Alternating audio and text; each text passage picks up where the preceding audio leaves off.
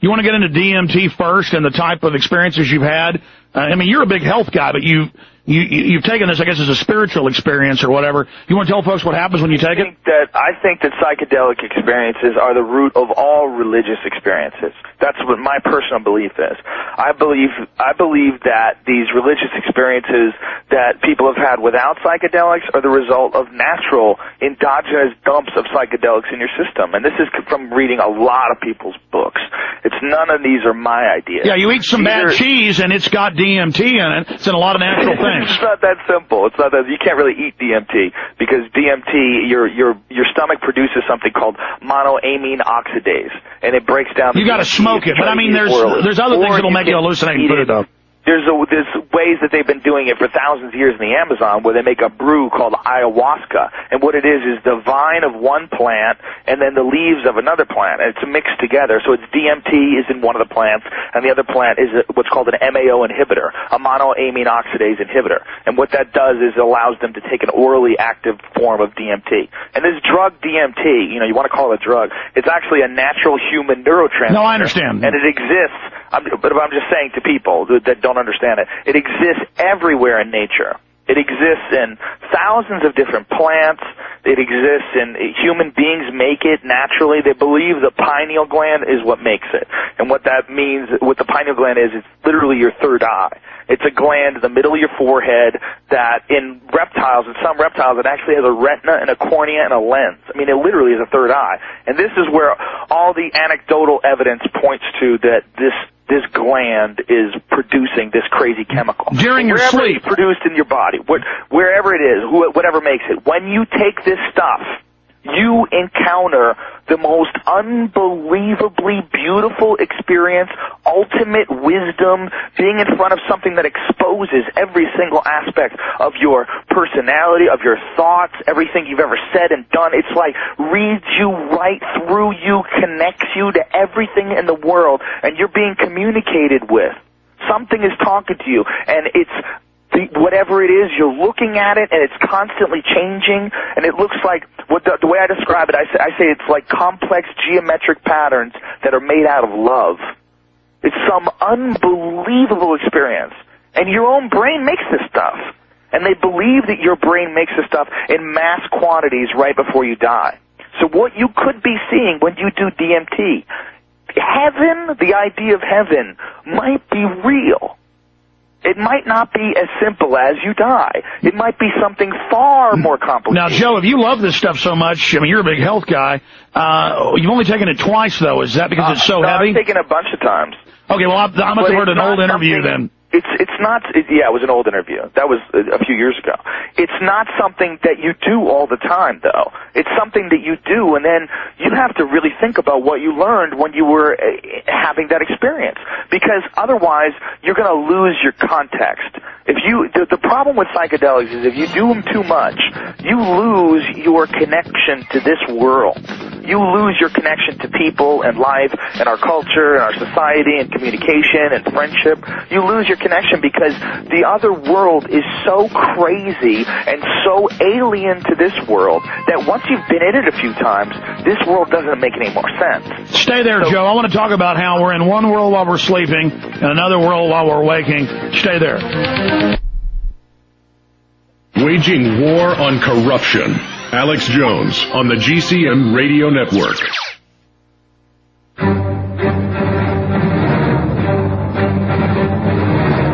Government cover-ups.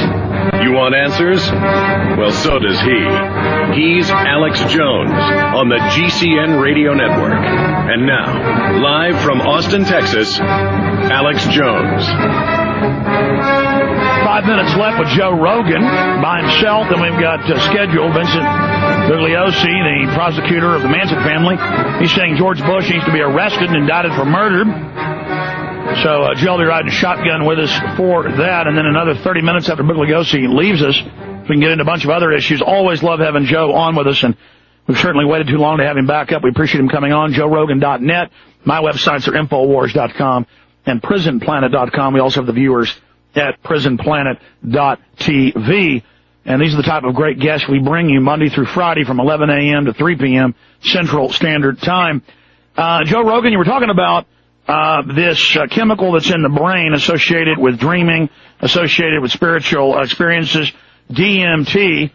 And the last time I'd seen an interview with you talking about it, you've taken it a few times. You since say you've taken it more. Again, please continue about the sleeping world, that reality, and then the waking world. That is a lot of that is speculation by what happens to us when we sleep. What they believe is that DMT is produced in large levels during sleeping and during the moment before death. And one of the things about the DMT experience that's the most unsettling, or the strangest rather, is that when you pop over there, you feel like you've been there before. Like right away, you're like, oh man, I've been here. Like instantly, you recognize it. Almost like you go there all the time. And that's the idea behind it. The idea behind it is that there's something happens to us when we sleep, and that it's very possible that we enter into the DMT world when we're in the periods of heavy REM sleep. And the reason why they believe that is that one of the reasons is just like a dream. You know when you have a dream and you wake up and you're like, whoa, I had the craziest dream. It fades away in seconds. And 5-10 seconds later, you can't remember the dream. A half an hour later, it's like, I had a dream, like, you remember like little flashes of what you were talking about. Like maybe if it's really crazy and you were talking about it, then you'll remember because you were talking to someone about it. Like you wake your wife up and you just immediately start telling her about your dream, and then she'll kind of remember it, and then she'll remind you, and then you'll remember it. Well, that's what DMT is like. Because these things aren't here by accident. These things are here because we're supposed to be trying them out. They're there to help you evolve. Well, the reason why oranges taste good is because you get vitamins from it. I mean, there's something there. It's a trick to get your body to do it. And marijuana gives you, I mean, you get this beautiful, incredible feeling from it because it wants you to do it more. It wants you to learn more from it. It wants to teach you things. It wants to show you a way of looking at the world that you can't see without it. It wants to help you.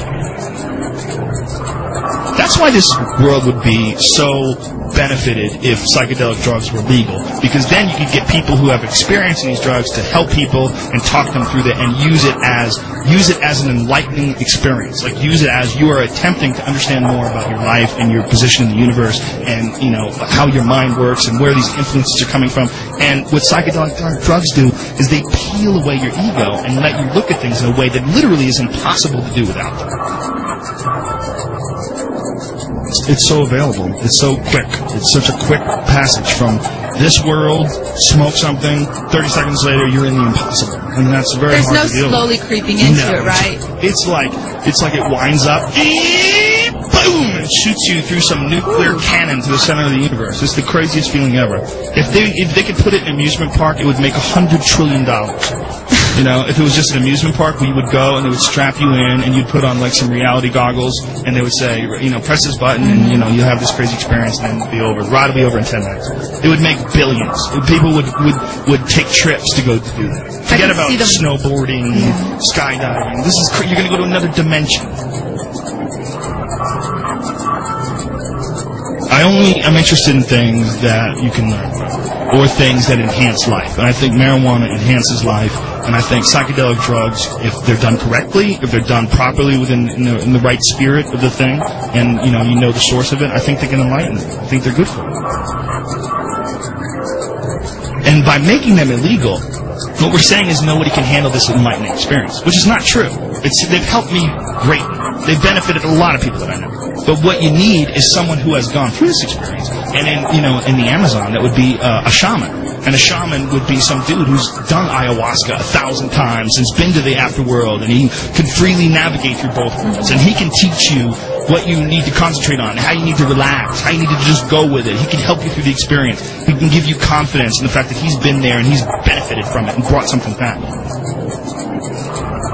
Because these things aren't here by accident.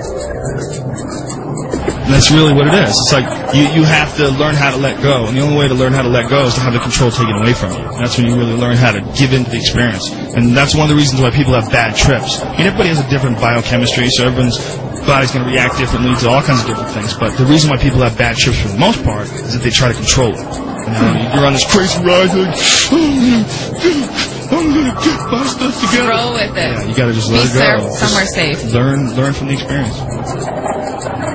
You got to do it. It's a fine line you got to walk. You know, you want to just chill out, watch a good movie. DMT. Very interesting. The more you talk about it, the more I want to do it, and that kind of scares me. Scary stuff. Like I said, I haven't done it in a couple of years. It's so scary. Knocked you off your rocker a little? Just maybe slippery. Yeah. Reality was a little slippery for a couple of weeks. Reality can be scary. It's so available. It's so quick. It's such a quick passage from this world, smoke something, 30 seconds later, you're in the impossible. Sign me up. But the problem is, it's not worth anything if you can't take something back and apply this life. Because this is the life we're in. We're in this life. This is the real reality that we have to go through every day. When we wake up without changing our chemical composition, this is the dimension we live in.